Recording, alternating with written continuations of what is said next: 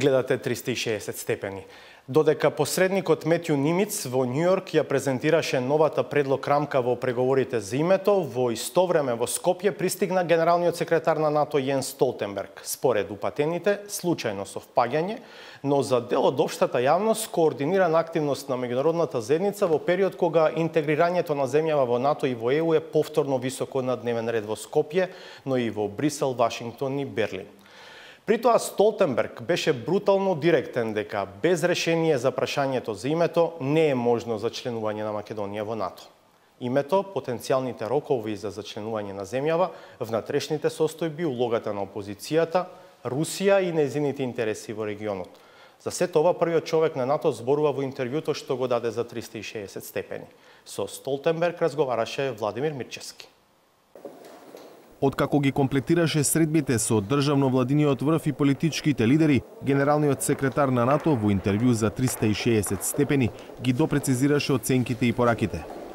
Hello, Secretary General Vladimir Mirchevski. Nice to meet you. Very nice to meet you too. Please. Thank you. Јенс Столтенберг е добро запознаен со прашањето за името уште пред да стане шеф на Алијансата. Во 2008-та, како премиер, ја предводеше норвешката делегација на самитот во Букурешт. Неговиот татко, Торвалд Столтенберг, како министер за надворешни работи на Норвешка, во 93-та е дел од тимот со Лорд Овен кој требаше да дојде до решение за името за 2 месеца. Mr. Secretary General, thank you for this interview for 360 degrees. Today, again, you repeated that NATO doors remain open and that there is still place for flags of new member states in front of NATO headquarters in Brussels. Is there a time frame for Macedonia's accession into NATO? There is no specific time frame, but what we see now is a new momentum, is a new commitment to try to find a solution and to enable your country to join NATO. We see a new momentum on the name issue. We see a commitment to implement reforms, and we also see that you improve your relationship with your neighbors, not least with a friendship agreement with Bulgaria. And all this together has created more optimism regarding the possibility of this country joining NATO. Can we consider NATO summit in July as a deadline for extending invitation to Macedonia?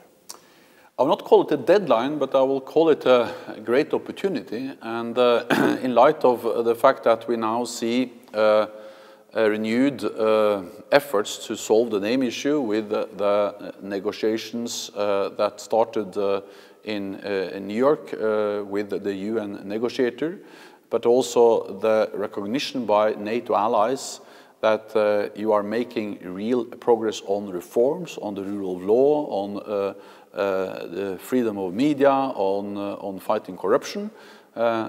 This has created a new possibility, a new momentum, which we should try to seize and to make sure that leads to real decisions on the issue of membership. Let's say if there is tomorrow a solution on the name issue, is there a consensus among all member states of NATO that Macedonia should be extended invitation at the very next meeting of the North Atlantic Council?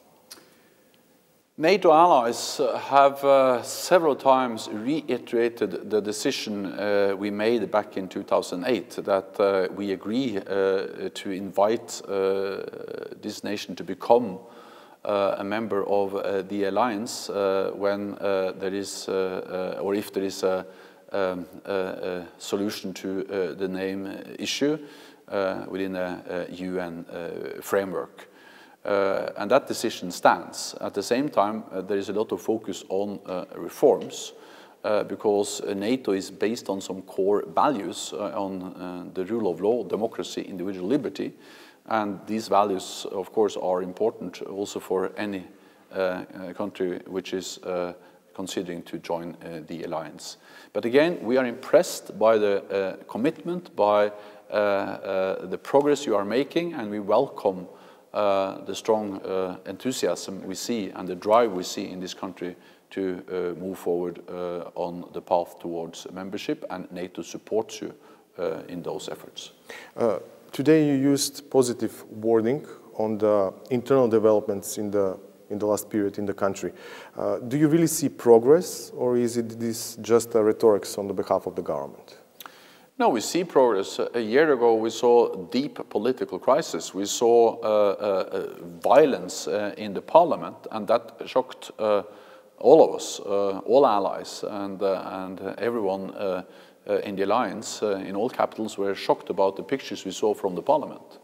And since then, you have been able to stabilize, you have been able to solve the political crisis, and we see progress both on reform, but also, for instance, in improving relationships or securing good neighborly relationships with your neighbors. And therefore, we welcome also the fact that you have ratified and agreed the friendship agreement with Bulgaria. So this is real, this is substance, and of course NATO is there to encourage you to continue, and therefore we commend you when you are making progress.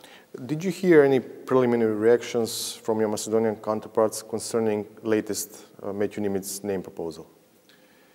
Well, it was discussed during my meetings with the Prime Minister and the Foreign Minister and the Defense Minister and other leaders I met. Also, I met with the Parliament, I addressed the Parliament, and also met with the opposition in the Parliament. But it will be wrong if I start to go into the concrete proposals and the framework and the modalities for a solution, because this is not for NATO to solve. This is for you to solve within a UN-led process. You sent a message in your parliamentary speech to the opposition. What did you hear from the new leader of VMRO Depomane on their future involvement in the processes? We know that the party is boycotting the parliamentary session due to the fact that 6 of their MPs are detained because of their involvement in the events from 27th of April last year. Well, I think that the leader of the opposition can speak for himself, and I cannot be his spokesperson, but my impression was that the party was interested in being part of the process, being consulted on the name issue.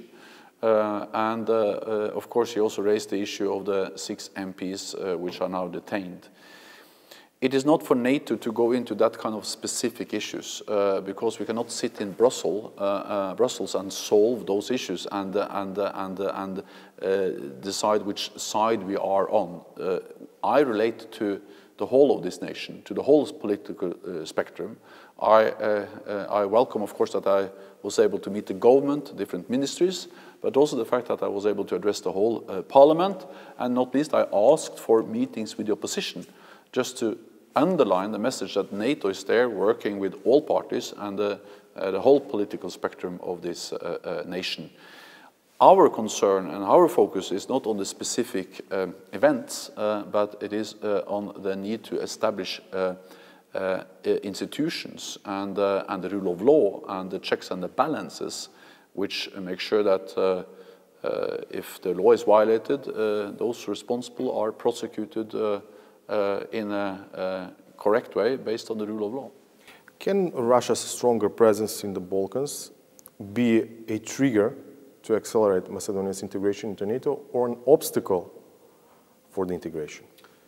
My message is that Russia has no right, no mandate to try to interfere in the domestic processes. So whether a nation would like to join NATO or not is up to the nation to decide. No one else has the right to interfere in such a process. That has been NATO's message for all aspirant countries.